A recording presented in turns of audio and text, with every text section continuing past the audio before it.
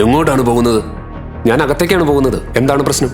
അതിന് ഞാൻ നിന്നെ അകത്തേക്ക് കടത്തി വിടുമെന്ന് കരുതിയോ? എന്തുകൊണ്ട് എനിക്ക് അകത്തേക്ക് പോകാൻ കഴിയില്ല? ചീഫ് സെക്യൂരിറ്റി ഓഫീസർ തന്റെ വസ്ത്രം കണ്ടാണ് തന്നെ വിലയിരുത്തുന്നതെന്ന് അഭിനവിന് മനസ്സിലായി.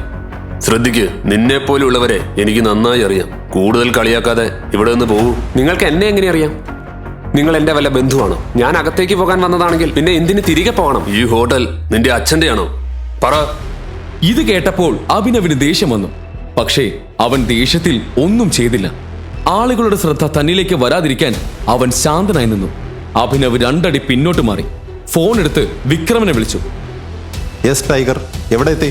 ഞാൻ ഹോട്ടലിന്റെ പ്രവേശന കവാടത്തിലുണ്ട്. വിക്രം, നമ്മുടെ ടേബിൾ നമ്പർ എത്രയാണ്? ടേബിൾ നമ്പറോ? ഹേയ്, ഞാൻ ഈ ഹോട്ടലിന്റെ ഉടമയാണ്. എനിക്ക് ടേബിൾ ബുക്ക് ചെയ്യേണ്ട ആവശ്യമില്ല. നീ പോയി വിശ്രമിക്കൂ, ഞാൻ ഇപ്പൊ എത്തും. എനിക്ക് അകത്തേക്ക് പോകാൻ കഴിയുന്നില്ല.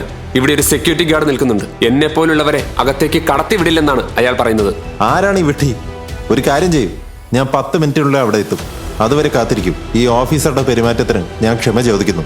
അത് സാരമില്ല, ഞാൻ വെയിറ്റ് ചെയ്യാം.